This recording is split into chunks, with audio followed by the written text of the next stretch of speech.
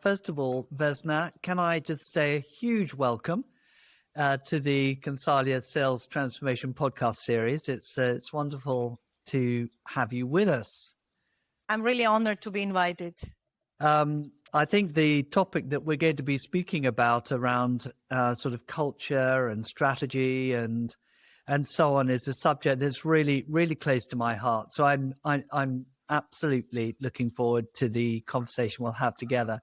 But what we typically do before we get started on the topic is to understand a bit more about the people that come on to the podcast. So Vesna, I wonder if you could just go back in history a bit and tell us a little bit about you and your career and where it all started and how you come to now get involved in this really important new initiative that you're working on around culture and strategy and so on.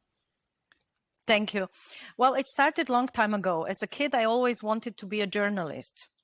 And I was thinking I will travel the world. I will get to know different cultures. I would get to know different people, win a Pulitzer Award at one point. But of course, as we discussed before, life happens. And at the time when I was a kid, we were still in Yugoslavia. So when I was studying, I went to the high school, and in the high school, I met a friend whose brother was in a student organization, ISEC. And that was so amazing because whenever we said, Branka, where is your brother? She said, in Sweden. Branka, where is your brother? In Canada. So every time he was somewhere, and that was an organization of students of economics. So it changed my mind in high school, and I went to study economics and joined ISEC, of course, the student organization, and started traveling the world and understanding the culture. I really loved all the diversity. I loved the fact that, people live the way they live and they don't care about the rest, or they live like their grandparents live, or if they want, they completely change and they do something else.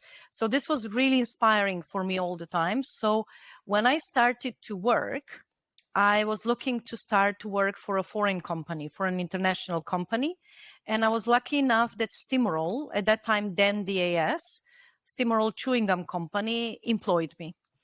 And they gave me a great opportunity. I mean, I was just a kid, pretty much, 25, knew not much about the world. I had some leadership experience because I was a president of ISEC Yugoslavia.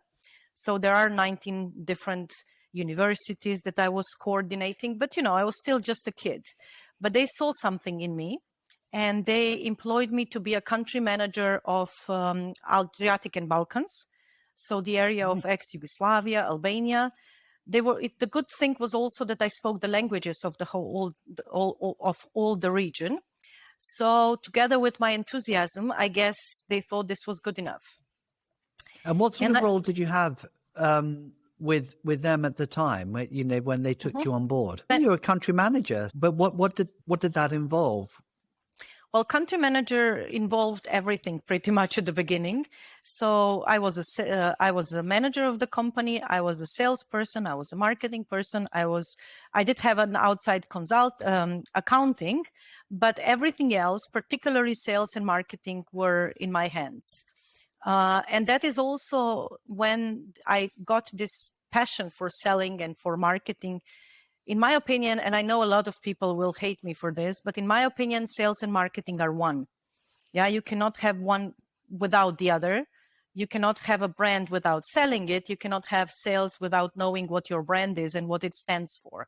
So for me, that is when I started. And then it was really great. They organized internal MBA for all the country managers. So every month they invested 1 week into training us. I thought that was amazing. We had really amazing. Yeah, we had different topics like finance for managers, marketing. We made our own chewing gum from scratch so that we understood really deep insight of how you make a product.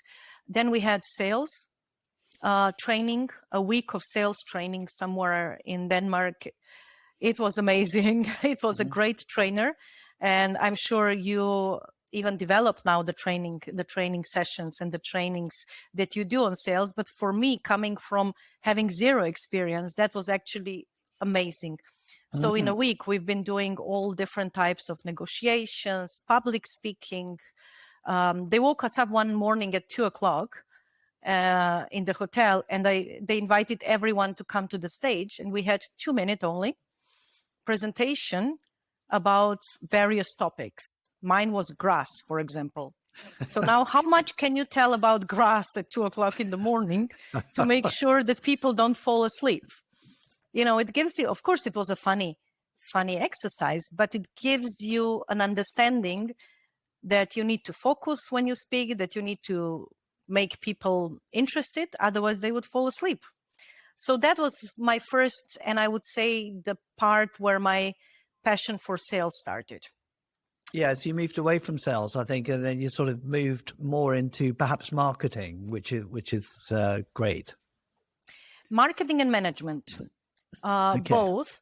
So later I went to the pharmaceutical area. I was in GlaxoSmithKline Consumer Healthcare Division, where I was doing marketing. Later also I was a member of the leadership team of Central Eastern Europe, responsible for media, and also a champion of diversity and inclusion.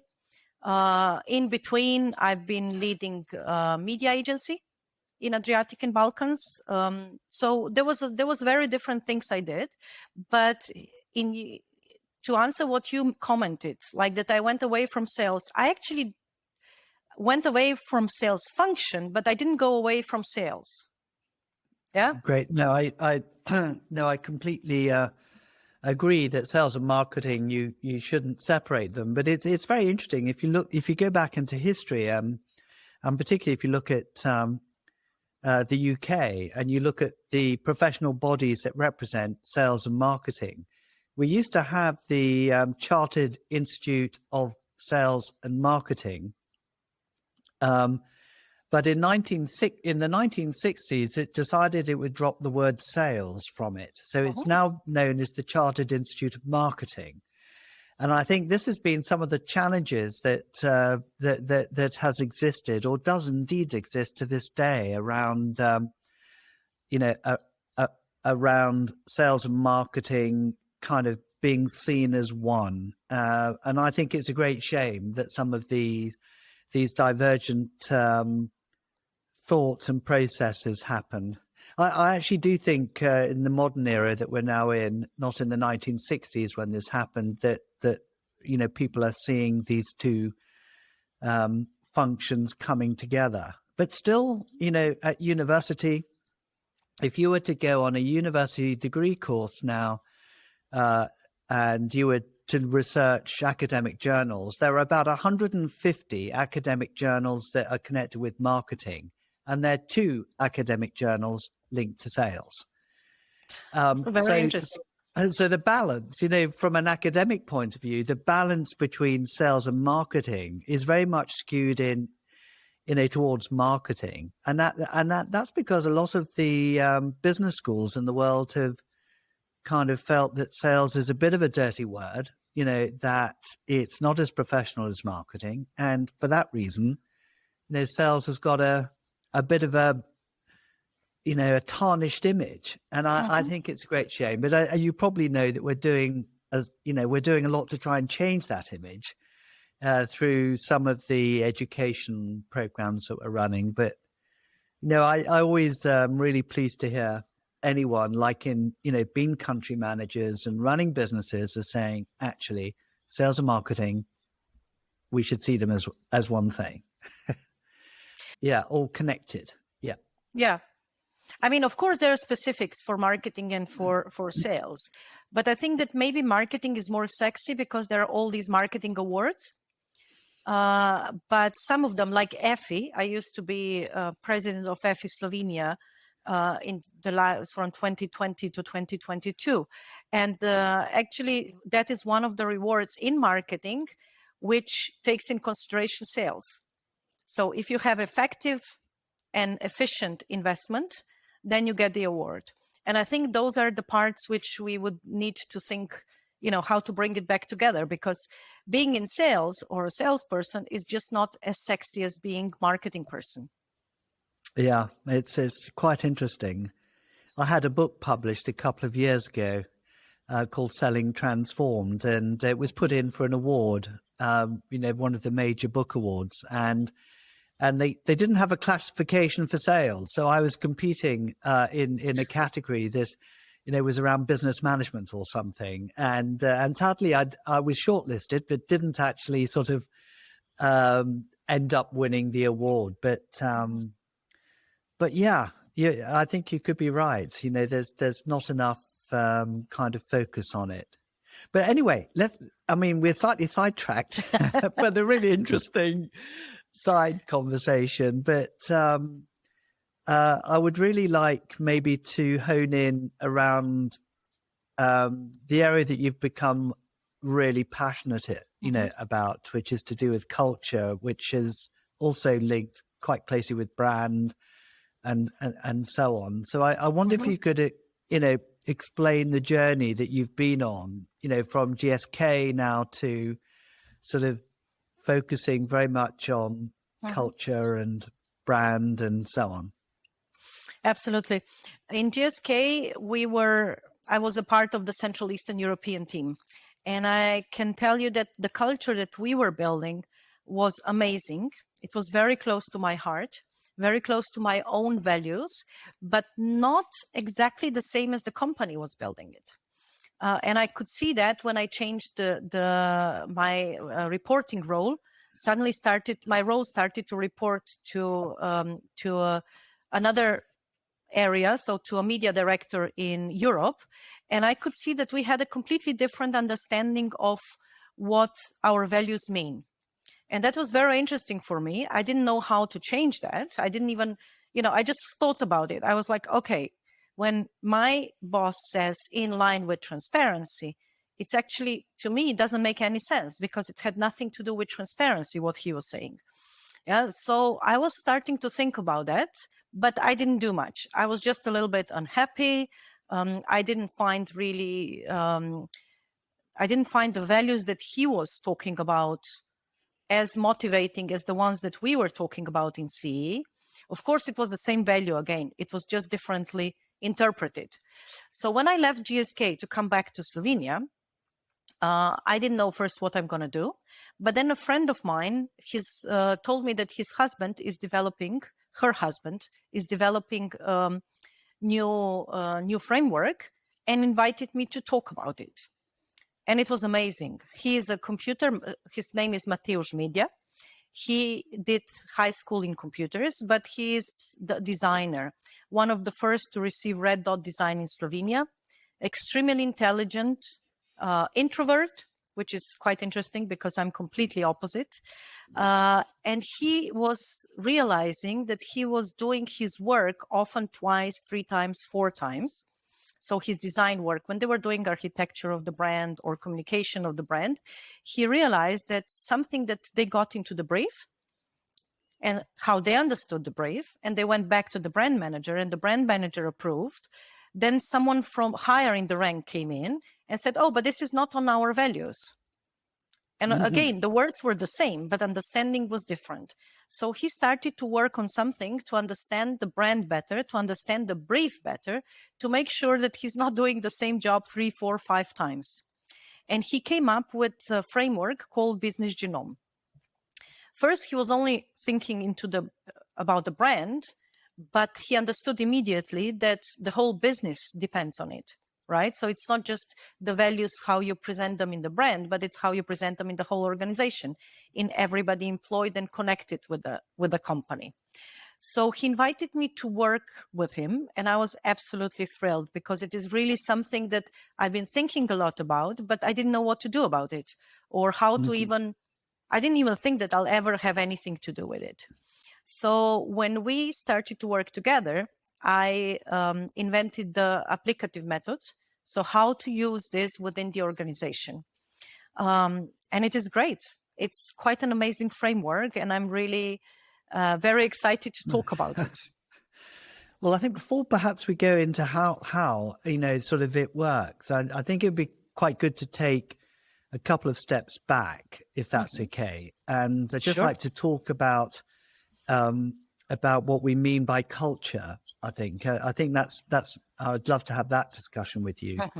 And you've used the word values quite a bit as well as we've been talking, and how the same word can be misinterpreted, by different people, and you come up with a very different perception, I guess, of what is meant by certain values, and that influences culture in some way, I guess. That it can translate into a very different type of culture depending on how you see different things, even though the words are very similar. So could you explain to our listeners what you mean by culture and the link maybe with values? Yeah, absolutely. So culture, or I'll go a step back. If you look at the organization, the organization has a structure, has a leadership, has brands, has technology, products, but it also has culture. And culture is something that connects all this together. Some parts of the culture are typical of the environment, let's say, depending on which part of the world you are. Some part of the culture depends on in which area of business are you working, but some of it's very unique. So culture is something that anyone feels without knowing why. Yeah. So when you talk to someone, the impression they give you, it's a culture. It's not just the words they say, but it's how they do things. When you read about the company in the newspapers or hear about on TV, the way they talk about them, the way their people make public appearances, it's culture. So culture is something that is so extremely unique that, for example, everything can be stolen or copied from an organization. Brands, people can be stolen, name can be, technology can be stolen, but the culture cannot be done because it's so unique and depends on all different aspects of organization. Starting from, as I mentioned before, where does the company name, for example, very simple thing. Do you call each other by names? This is something that can depend on where you come from. I know that when I started to work, for example, and I worked with German companies, at that time, they were all calling each other by surnames. Yeah. And it was part of the culture of the whole country, not just the culture of the company. Yeah. But once you went into UK, for example, everybody was calling each other by name. So that is a very simple influence of the surrounding. But then you have also the influence of the values of the people who are in charge. Yeah. So if the leader, the owner, CEO, the leadership team, or just the person who is a key opinion leader in your group behaves certain way, then this creates the culture in the company. It's a really interesting, I think everyone, of course, will know and have come across that word, culture. I think what is more complex, and perhaps this is part of what you are sort of, if you like, getting to the core of, is it's a complex amalgam of, the influences that come to bear on an organization, which is influenced maybe by the culture of the country in which you live. It's influenced by the leadership styles, like you've just mentioned, and I really like this notion as well that you've just mentioned about the fact that people can, steal or copy, similar things that you might be copying from a marketing point of view, but they can't copy culture. Culture is something that's totally unique, to an organization.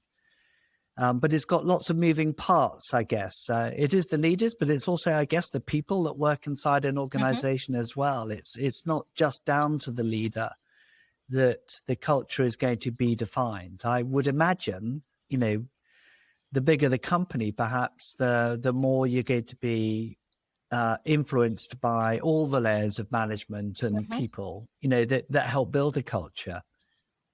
Have I got that right? Do you think, Vesna, or not? Yeah, absolutely, Phil. If you look at a startup, for example, let's look into the startup which was organized, set up by two people. Yeah, they create a culture among themselves. Yeah, and if their value, they can be different in style, like Mateusz and me. Mateusz is introvert, I'm extrovert. Yeah, but that doesn't really influence the values that we have. Yeah.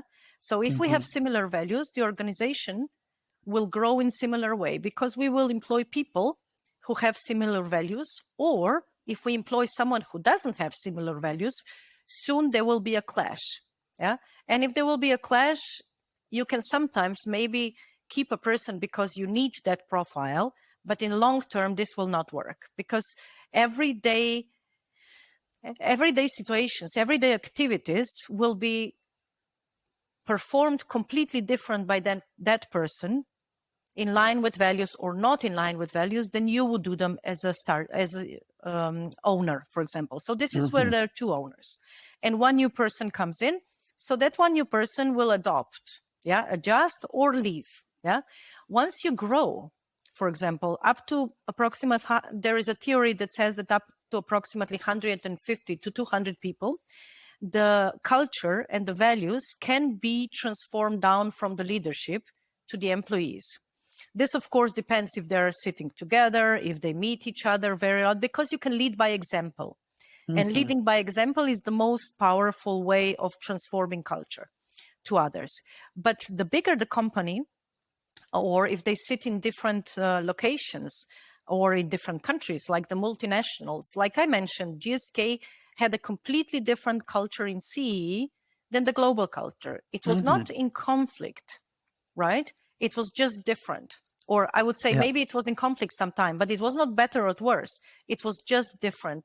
And a lot of people who came to work from one part of GSK to another might have felt more comfortable in one team than in the another. And that is not about their professional abilities. It was not about their knowledge. It was about culture. Yeah. That's really, really interesting. And I mean, there's been an awful lot recently sort of published about culture. I know Harvard Business Review has published a number of articles that talk about, which is more important, is it strategy versus culture? And I'm sure you're on top of the data a lot more than I am. But I think there's a general consensus that people regard, or senior leaders regard, culture as being more important than strategy. And I don't know if you would agree with that. If you've got a great strategy but the wrong culture, it's going to be, or a culture that doesn't quite work. That's worse than having a culture that's brilliant but a strategy that's not right, because you can, if there's a problem with strategy, you can address it. You can change the strategy, but it's like you said earlier, it's a much more complex process to change culture, I would imagine. Absolutely. And what happens with culture and structure, what is the difference between strategy and culture, is that you can write the strategy down, you can measure it, and you can follow it. While with the culture up to now, which is very interesting, actually, there was no standardized ways how to write it down, which means that changing it, influencing it, designing it, it was much more difficult than the strategy. As you said, strategy, you write, you see that first of all, once you write it, you think about it much more, because people talk about culture, but they don't really in depth very often think about it, not in a structured way. And I think that is where this, I would say, challenge comes with the culture, because strategy you have written, you have checked, people read it, people take time to talk about it, and if there is an issue, they fix it. With culture, very often, because it is not written, because we don't sit down and think about it, because we cannot measure it, very often it happens that we are solving or sorting one little piece of it, which might even be a consequence, and actually not consequence of the culture, and not culture itself. Yeah. So I think that is one thing which is why we say for years already that the culture is the most important and defining thing of the company, but we haven't been able to really structure it in a way that we could manage and change it. And I guess this is the reason why you've embarked on this new initiative. Is that right? It's trying to figure out a way of doing it. Can I hold that thought just for a moment? Because I just like to kind of relate it a little bit back to some of our experience, which is quite similar to yours, is that, and we talk a lot here at Consult about mindset and about the importance of having salespeople, who have the right mindset, for selling. And I think if you brought a room of filled up a room of sales directors and you were to ask them the question, which is more important, is it mindset or skill set? They would say it's mindset, and they're absolutely right. But when you then ask the question, okay, so you've all recognized that mindset is important. What do you mean by that word? They wouldn't be able to answer it because they haven't defined exactly what is the mindset.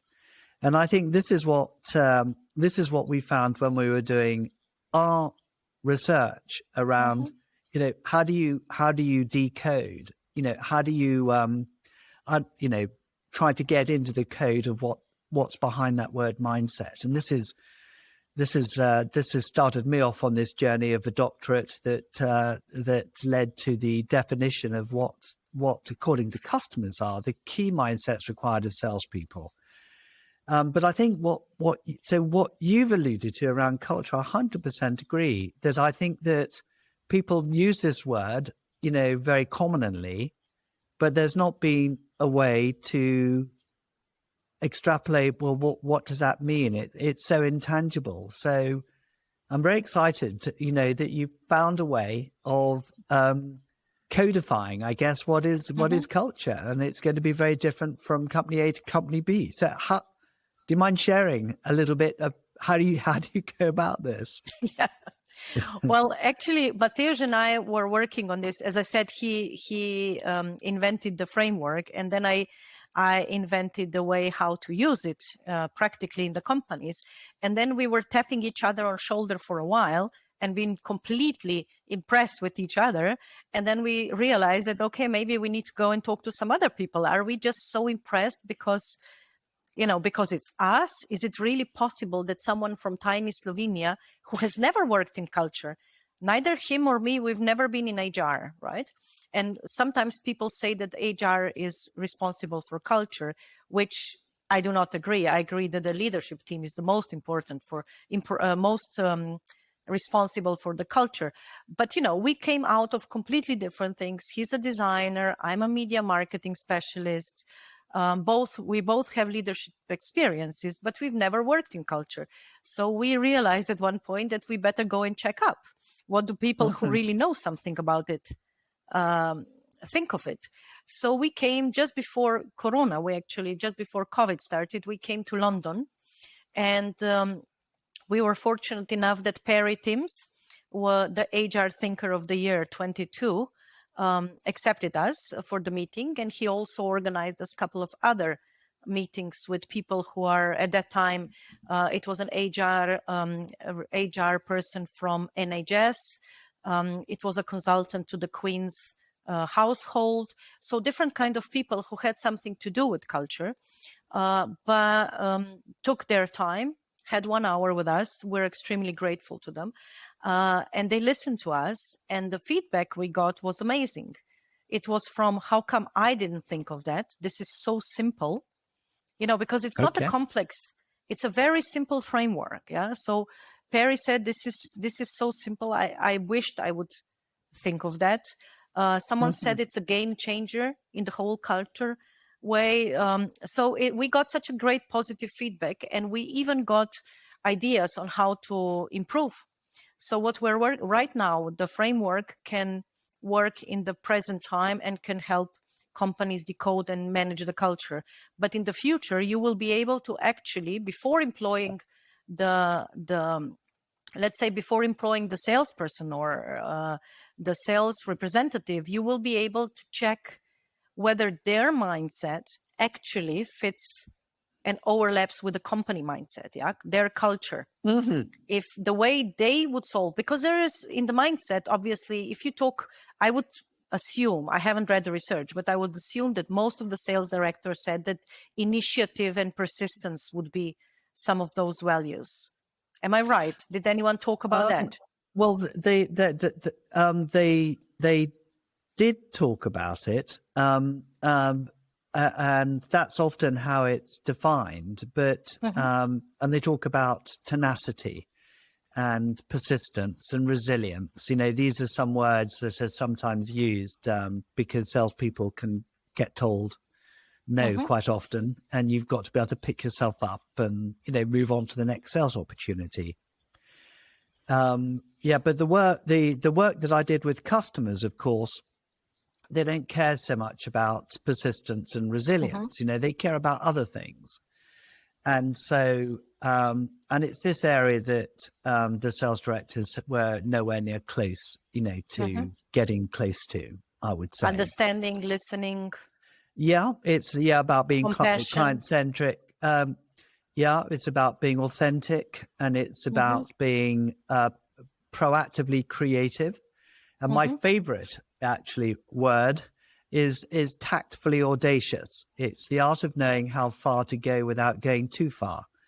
So it's about the way you challenge, and it's these are values that customers look for in salespeople, and they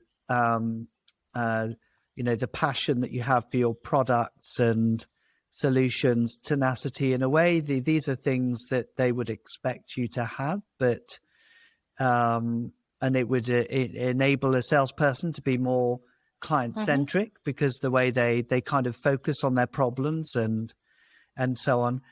So yeah, I mean, these are these are words that customers tend to use. And so if we take this, how did you say the first one? The authenticity, kindly persuasive, or kindly pushing? Tactfully audacious. Yes, it's tact as being respectful, and audacious is acting with courage, I guess. Okay, yeah. So if you ask 20 people, where is the limit of being tactfully audacious and aggressive, everyone will have their line a little bit different.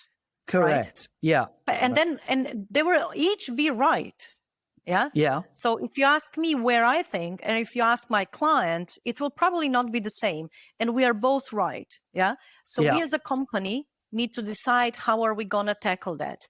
And if this becomes a part of our culture to adjust to the clients, then we need to have an agreed ways. How do we learn about clients' needs? You know, but again, how in lines with our values?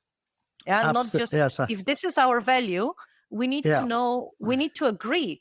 Are we following our line? Are we following client's line? How do we find it? And these are the things, everything that we answer how is part of the culture. Yeah. No, I agree. I mean, you picked up on an interesting one, because there are very few selling organizations who wouldn't say that client centricity is important. So how many of those organizations would have asked the client, how do you want us to sell to you? Not to service you, or how to sell to you.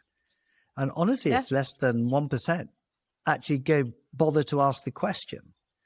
So when you're looking at values and belief systems, and you're looking at what's actually going to communicate to customers, this really client-centric kind of approach, it goes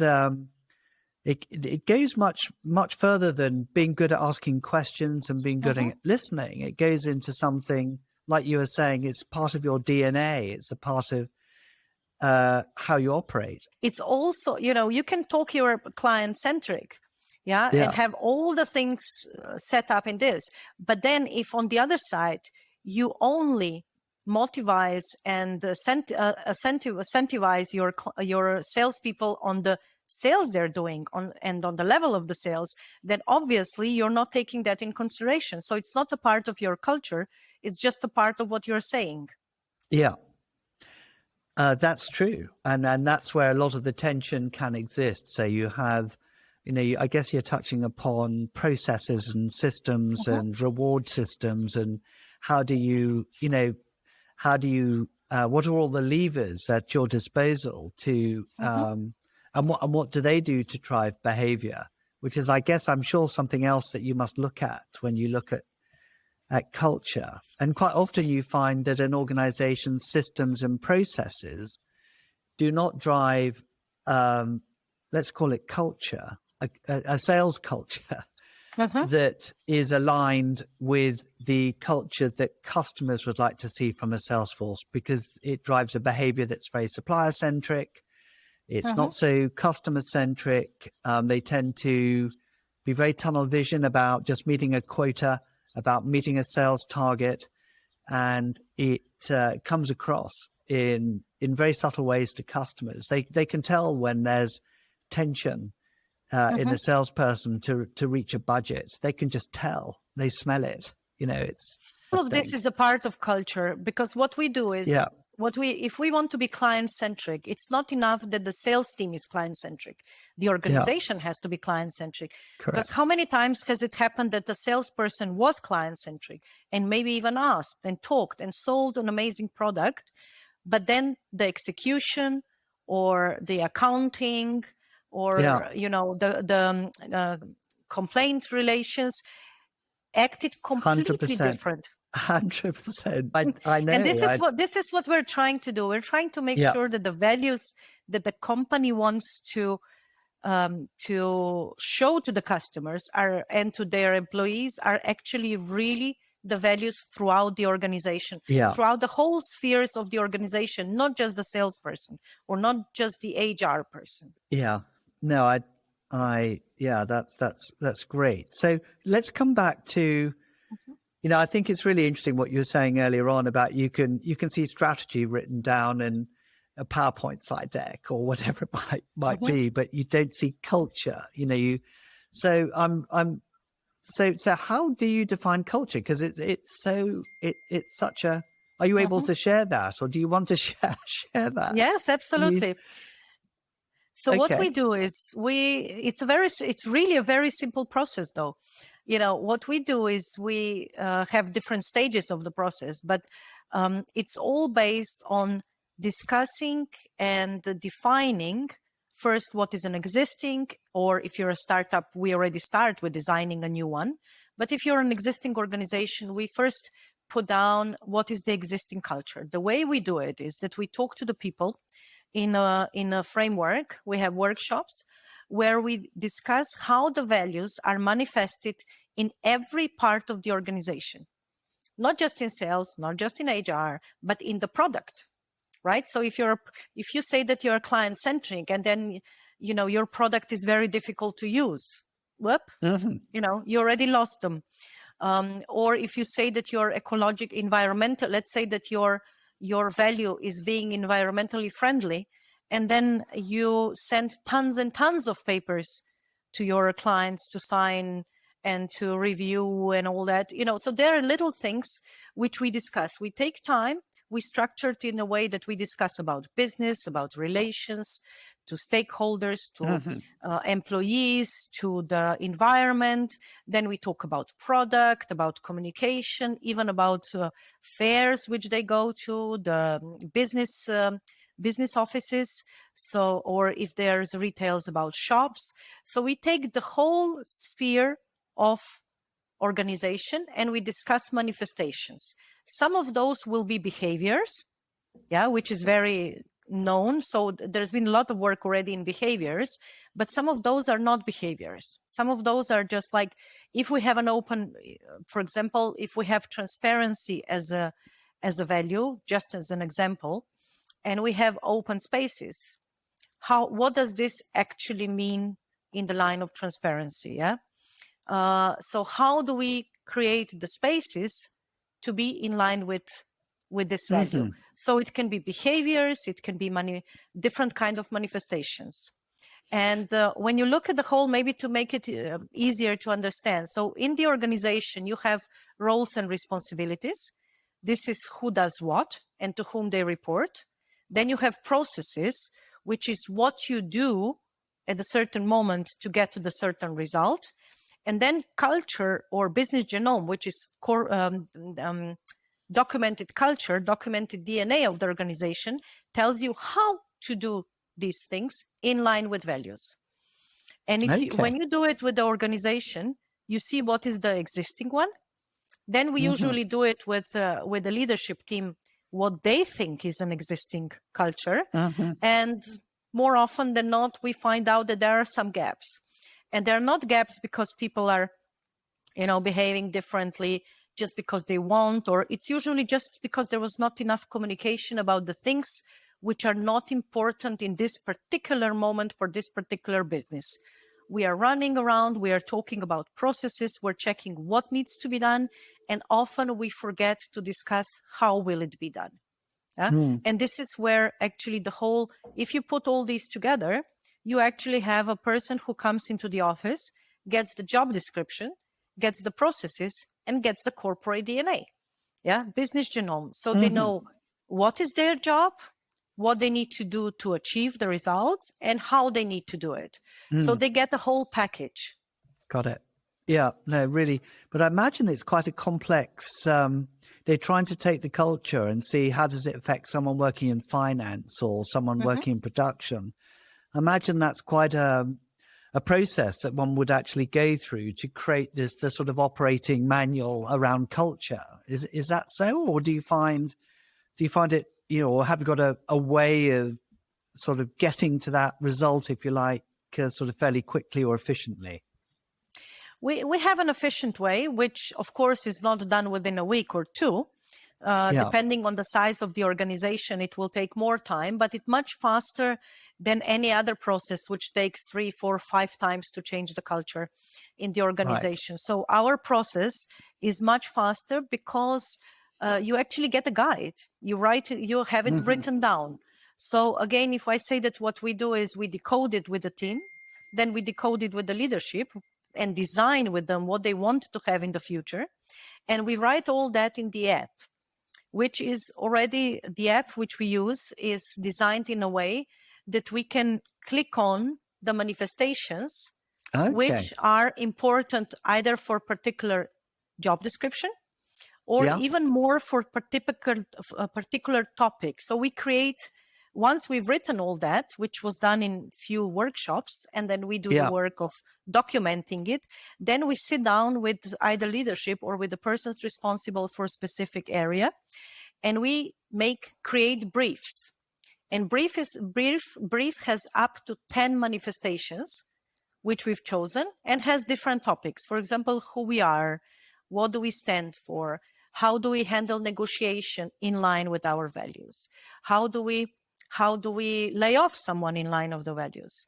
How do we choose people in line of the values? So you get sort of the culture dissected in up to 10 manifestation briefs, which you can pick up and look into at the moment you meet them. For example, when you have a new person coming to work, almost every organization organizes a cultural day at the beginning.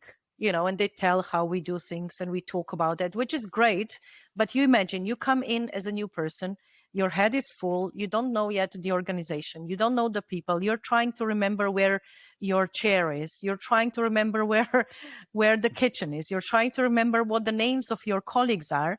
You cannot remember everything they tell you that day. The way we can do it with Business Genome is that you get some chunks of information today, you get a couple of briefs in a week, you get a couple of briefs in 10 days. It can be fully automatized, or you can have HR or a leader sending it to you. And this is the benefit of this Business Genome, because actually it creates a path of the most important briefs that are important for your position. Or let's say someone is promoted. And usually when someone is promoted, you get a handshake and a schedule for the trainings for the next 12 months, let's say. But in the case of Business Genome, you can immediately send them a couple of briefs, how we manage, how we motivate people, how we deal with difficult situations, and everything in line with our values, not something that you get from the internet, even though sometimes it can be the same thing. If our culture is that we deal like, some influencer or some writer wrote it, okay, it's fine. It can be the same, but very often we do it a little bit different than everyone else. And you get that in a form of a brief, and you can, again, get everything at the same time. You can get it every week, which helps you until you get to the long-term trainings, until you get other ways of learning how you're going to do the things. It's fantastic. Sounds very thorough, very interesting. The fact you've got an app as well that's behind the kind of process, and I shall look forward to looking at that in some detail, I hope, at some point. Absolutely. If you're a big organization, or even if you're a small organization, it doesn't matter, but you can actually have an app on your phone, and you can access.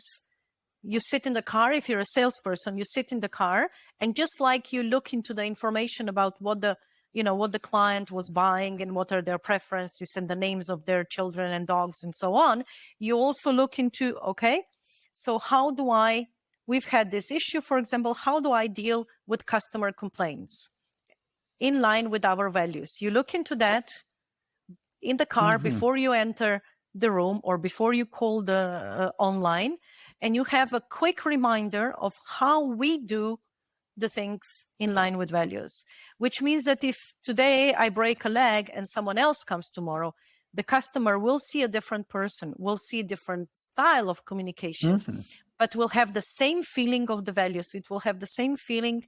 You will know that this person comes from the same team. That's great. So I can see a huge potential for what you're doing. I think it's an area that's been not really defined that well. So you're operating from Ljubljana, I believe that's where you're based. But I imagine that you're sort of going global with your concepts and ideas. How do you see the future, for what you're doing? Well, it's actually, there is no end to what we're doing.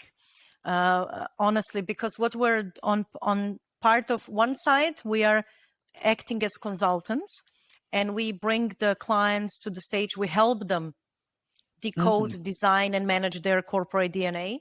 We help them change the DNA if that is wished and wanted. We also certify practitioners to do that, the same thing around the world. And so far, we have 35 certified practitioners who are doing the same for us, or in their own name, but the Business Genome. And the third thing which we are doing is we're building a global or an enormous library of actionable knowledge. As we said before, some parts of the culture are unique to every organization, or almost every organization. So what we're doing, we're building briefs, manifestations on, for example, how to sell, how to negotiate. Either you do it in line with, with win-win strategy, or you do it in line with I stand and do not move strategy, which is, for example, what Russia is doing today, right? You demand everything, and then you stand there and you wait for the others to come to you, or you have your own way. But these 2 or 3 briefs will be a part of a global library that if you are a client of Business Genome, you will have, and you prescribe to the app, you will have access to all these libraries. And up to today, we have more than 300 briefs already prepared on different topics. Great. So if you are a startup, for example, even if you're a big corporation, but if you're a startup, this is just something that there's no way you can get, because if you're a big organization, you have parts of knowledge which are, if not in one person, they're scattered around the organization. But if you're a startup, all that you get with one click, pretty much, it is quite amazing. And it's done in actionable chunks of knowledge. So you don't need to read the whole book or listen to 1 hour of training, which is better. I'm not saying that this is working instead of them, but it is an excellent reminder when you need it in a short term and in a short time, accessible in the immediate time. So there is, and with this library, when this library grows, it's actually no end, because we're thinking to have it to some extent an open source, so that people, when they prepare their Business Genome, they will be able to do it by themselves, but they will leave the briefs inside as, give and take. So the library is supposed to grow enormously. It's just a matter of time and a matter of finances. Yeah. So we have amazing ideas. Also, even now already when two companies merge, we can check where are the differences and where are the gaps in the culture. And then we can try to bring it together, design the new culture, common culture, and manage it. Yeah. Yeah. So this is possible already now. But in the future, you will also be possible to check in advance before merging. So this is now happening when you know that you're merging, or you already merged and you can check that. In the future, you will be able to upvote the different kind of different manifestations, all positive, of course, and you will be able to see whether the companies match from the start, even before you start the process of merging. The same with the people that you employ. Yeah. So we discussed before about the values in sales. So if you want to have the sales customer-centric or client-centric values in the company, you will be able to not just check that with the salesperson, but also with the accountant.